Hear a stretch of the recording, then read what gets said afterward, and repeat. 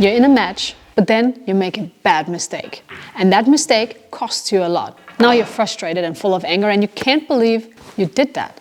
But you stay in a match, you keep trying, but you can tell you're not the same person than before. Now you can tell your body feels tense, your muscles are tense, your stroke is not natural and smooth anymore. And it's hard to focus on the task in front of you because you have all those thoughts in your head. The task, playing pool, is getting more and more difficult. You try to swallow it, but it is still there and it's not going anywhere. Can you relate to anything I just said?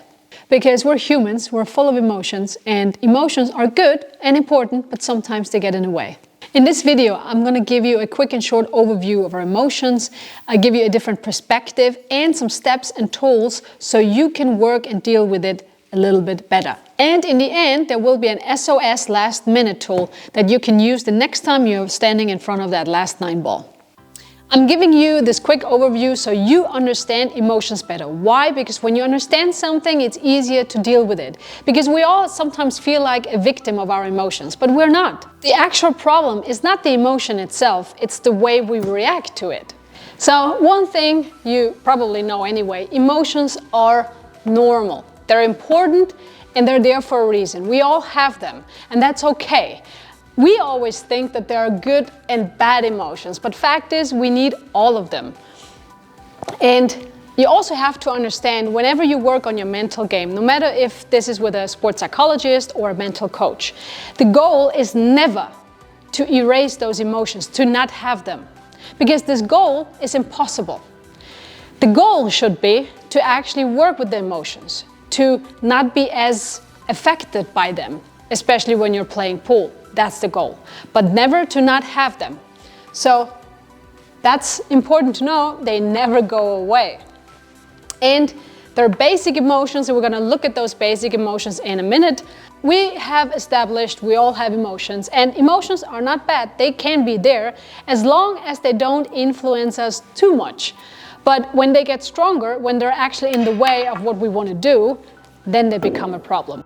According to Paul Ekman, there are 6 basic emotions: happiness, anger, sadness, surprise, fear, and disgust.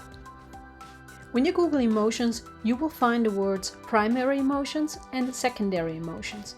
Your primary emotions are the basic emotions that we have just talked about. And I'm going to explain to you now what the difference is and why it is so important to know that, because then you will understand yourself much better. Primary emotions are immediate, instinctual responses to stimuli. They're universal and often linked to specific events or situations. Secondary emotions are reactions to primary emotions and are more complex, often influenced by personal experiences, beliefs, and thoughts. So primary emotions are not reactions to other emotions. They are the original direct emotional response. Imagine that you found out you won a competition and your primary emotion may be to feel extreme joy. These primary emotions are the body's first response directly connected to the event or stimulus. Primary emotions are often very strong, which makes them easy to identify. Secondary emotions are the emotions that are often felt after the primary emotion has been experienced. They are the reaction to our primary emotions and are often habitual or learned responses.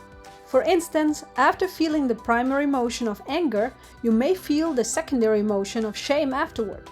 Instead of feeling joy, you may feel relief or pride.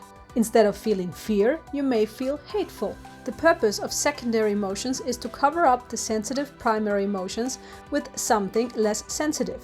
Some secondary emotions such as guilt, shame, frustration can lead to more hurt and pain as they build up over time, and these emotions are often learned in childhood from parents or other people in our lives. When we observe and learn about our emotions, especially as a child, we can often carry this forward into adulthood, meaning that often our secondary emotions get in the way of our primary emotions. Unfortunately, a lot of the stress we experience doesn't come from our primary emotions. It comes actually from our secondary emotions. Secondary emotions produce problem-focused thinking, negative behaviors, and negative outcomes. When we react to our secondary emotions or avoid our primary emotions completely, we do not give ourselves many options to solve problems or resolve emotions. When feeling caught up in an intense or complicated emotion, try to explore what is underneath the emotion, and if there is something sensitive that is being covered up, we are more likely to find resolution when we look deeper than the surface level. When exploring our emotions, it is important to be intentional with knowing what we are feeling, exploring why we are feeling it, and choosing what we do about it. Remember that it can take time to become more aware of your feelings. This is especially true if you're trying to unlearn unhelpful thoughts and behaviors from a young age. So if you want to understand yourself better, then focus on bodily sensations, because primary emotions are often experienced as physical sensations in the body. So pay attention to any feelings of tightness, tension, heaviness, or other sensations that arise when exploring an emotional experience. Notice the quality of the emotion. Primary emotions tend to feel fresh, immediate, and authentic. Distinguish between thoughts and feelings. Thoughts are mental constructs, while feelings are embodied experiences. Always ask exploratory questions. When you notice an emotion arising, ask yourself questions like, what is the core of this feeling? What is this emotion telling me about my needs or concerns? If this feeling could speak, what would it say? Look beneath secondary emotions. If you find yourself experiencing a secondary emotion like irritation, frustration, or anxiety, see if you can sense what might be underneath it. Often, secondary emotions serve as a defense against more vulnerable primary emotions like hurt, fear, or sadness. The moment between your emotion and your reaction is golden. This is the moment where change happens. The negative cycle. You're at the table, you're facing the last 9 ball to win the match. All of a sudden you feel the pressure rising, the stress, the fear, and you're scared of missing the shot, of course, of losing. Of course you are. So now your body is reacting to the emotions. All of a sudden your heartbeat rises, you're breathing heavier, you're sweating, your muscles get tense. It feels uncomfortable. So now you're at the table and you're dealing with all of this. Your mind is full of thoughts, your body is reacting to the emotions, but you're actually supposed to focus on making this 9 ball. So now all of a sudden though, you forget your rituals, you forget your pre-shot routine, you're not looking closely enough at the aiming line and aiming point. Why? Because you're so overwhelmed with everything else. This whole process is taking up so much energy that you don't have enough energy left for what you're actually supposed to do. So you might still get away with it, but you also might miss it because of that. So now let's say you missed the shot and therefore lost the match.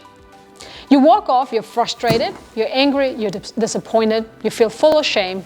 So you walk off and you know what? Your body and mind is memorizing this experience. So next time you might be at the table, have a shot that you're supposed to make, and all of a sudden your body's like, oh, I remember this. Fear, heartbeat rises, sweating, tense muscles. Here we go again. An important note on the side, I am not a mental coach or sports psychologist. I'm telling you things out of my own experience. I talk about tools and techniques for certain situations that I tried out myself and that I think are worth trying. If you struggle extremely with your mental game or you have overall insecurities with your game, then always work with an expert to find the right approach for you. So before you use any tool and technique, 3 steps: observe it, name it, change it. So first you need to feel that moment, that golden moment. You need to feel what's happening in my body, what am I feeling, where am I feeling it? And then trying to observe it, to like watch it a little bit. Name it, what is it? Is it fear, is it shame, is it why is it here? And then you can change it. Then you can change your reaction. When it comes to the tools, you have to understand there's so many tools, techniques, approaches out there. I mean, the mental game topic is huge.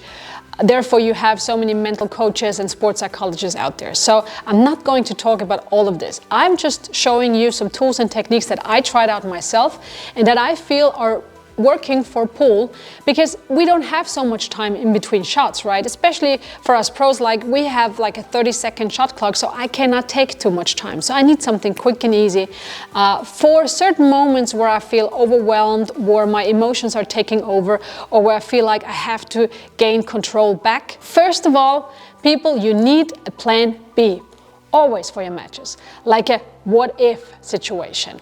What if that happens? What am I going to do? So, and I'm not talking about thinking negative, like, oh, I'm thinking about I'm going to miss a shot in this match already and then I'm going to do this. It's normal. We all miss eventually. We all get to that point where we don't play well and don't know what to do. That's normal. So I'm just asking you to prepare like a plan B, knowing, okay, if I get to that situation, if I feel like this, then I'm going to try out this and that. By being prepared for a situation, you will automatically feel a bit more secure, and it takes off a little bit of stress. Number 2 on my list is what I call the reality check. Fact is, in moments where we are overwhelmed, at the table full of stress and tense, we kind of have to bring our attention back to reality, back to our body. And therefore you can do pretty much everything you can focus on. Make a fist, press really hard, wiggle your toes in your shoes, feel the ground underneath your shoes, do some breathing exercises, roll your cue in your hand, do some chalking and really focus on that. Something that makes a little bit of distance between your thoughts and emotions and bring your attention to your body and really feel that. Another big thing is breathing, of course. Breathing exercises are known and like a standard method in mental game training. It's worth trying, but I'm just saying that is something that you really have to train also beforehand. You cannot just say, okay, today I'm going to do a good tummy breathing and I'm going to relax. Number 3 is self-talk in many different ways. Let me explain that to you. If you have really bad thoughts that get in the way, you can scream stop in your head. Like really, in your head it should be like really loud. And then add something positive or bring your focus back on the task in front of you. Like really talk to yourself about the current situation that you want to play. Like really go through it with every little detail and like talk to yourself like you would explain the situation to your friend. What you can also do, and that's a funny approach, is if you have a certain thought in your head, like, I am so stupid, I am too stupid to play the shot. Say this in your head in a funny voice, in a kid's voice. Say, I'm so stupid. Or do it like Star Wars, Luke, I'm your father kind of voice. You know, do it in a different voice or really stretch it out really long or make it really short. Do something funny with it. You will be surprised how that changes the strength of this thought. Number 4 is a word, it's really hard for me to say that. I just keep screwing it up. Visualization is such a powerful tool. It is unbelievable and it is a huge part when it comes to sports and mental training. If you're at the table, you're having a tough shot or you have a draw shot and you feel insecure about the draw shot, think about another draw shot you played well, or even another shot where you played it really well and felt confident and you could feel that you played a good stroke, you had a good cue action or whatever. Just something positive, a good shot that you played and kind of think about it, bring it back from your memories.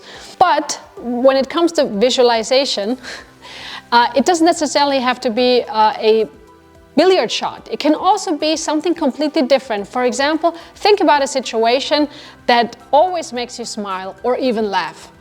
Anything from your life. This can be enough to distract you. You know, sometimes it doesn't take much. Sometimes just little things like this make all the difference. So try it out, and if it doesn't work, well, at least you had fun. And now people, SOS. This technique or this tool is especially for the last 9 ball, the last 8 ball, the last 10 ball. So you have this 9 ball in front of you and you're like, oof. You just need to make it, you know, no position, no nothing, no spin, just pot the ball. Sing a song in your head.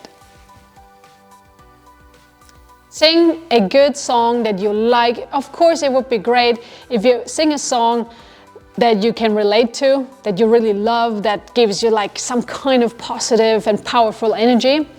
And of course, at the end of the day, the lyrics should be positive too. So Help from the Beatles is maybe the wrong choice. But hey, it's up to you what you choose. It's a last-minute tool where you have to just pot the ball and you don't have much time, sing a song in your head. Sing it. As usual, I talk to you soon.